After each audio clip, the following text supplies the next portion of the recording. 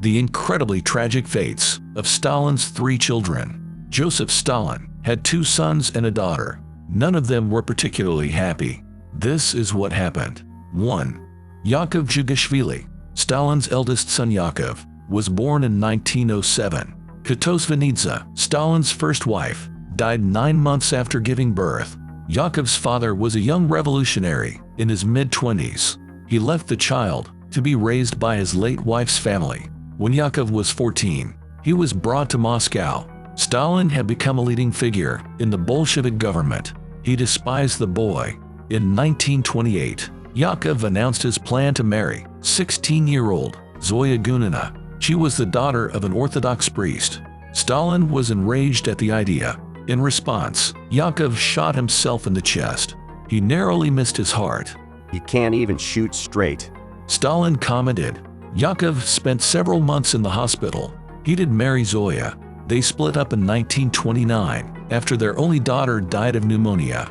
He went on to have a son with his girlfriend, Olga Golisheva. Stalin refused to recognize his grandson. Eventually, Yakov married Jewish ballerina Yulia Meltzer. This only confirmed Stalin's suspicion that Yakov was no good as an heir. In 1941, Germany invaded the Soviet Union. Stalin had Yakov sent to the front lines. A mere month into his service, Yakov was captured by the Germans. His own comrades willingly gave him up. They hated Yakov for his arrogance and devotion to Stalin. The Germans thought they had a valuable prize at their hands. Stalin was angered when he learned of Yakov's capture. He should have killed himself, he said. Stalin had Yulia Meltzer arrested and sent to a prison camp. The Red Army captured Field Marshal Friedrich von Paulus. Germany offered to exchange Yakov for Paulus. I will not trade a marshal for a lieutenant. Stalin scoffed.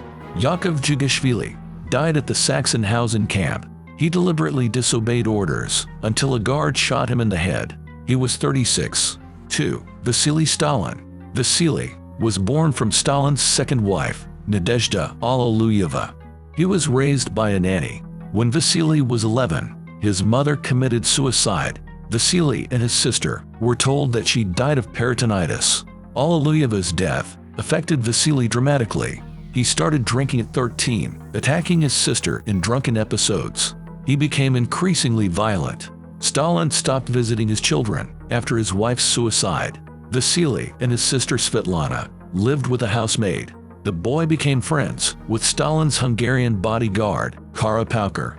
Pauker would bring him gifts from abroad. Stalin had Pauker executed during the Great Purge of 1937. Vasily kept writing letters to his father. Stalin never replied to them.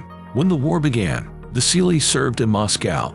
He spent most of his time drinking. During one of his binges, Vasily killed his CO. He was demoted but otherwise unpunished. Moreover, he was promoted to Air Force Commander in 1948. Vasily Stalin enjoyed a brief career as a hockey player after the war, but in 1953, Joseph Stalin died. Vasily claimed his father had been poisoned. He was arrested, tried, and sent to a secret prison. Vasily was released in 1960, broke and broken. He died of chronic alcoholism in 1962. It was 2 days before his 41st birthday. 3. Svetlana Alliluyeva. Svetlana was Stalin and Nadezhda's only daughter. At 16, she fell in love with Alexei Kopler. Kopler was a 38-year-old Jewish filmmaker. Stalin had him sentenced to 5 years of exile in 1943. In 1948, another 5-year sentence was added to prevent his release. Svetlana lived through 3 failed marriages before she'd had enough. In 1963, she met Indian communist Kunvar Brajesh Singh. They fell in love, but were denied permission to marry. Singh died in 1967, and Svetlana was allowed to take his ashes to India. She went to the U.S. Embassy in New Delhi. She said she wanted to defect from the Soviet Union. On her arrival in New York, Svetlana publicly denounced the Soviet regime. She described her father's legacy as very cruel. Her defection ruined her relationship with her 2 children. Their ties were never repaired. Svetlana remarried, taking the name Lana Peters. In 1984, Svetlana moved back to her homeland.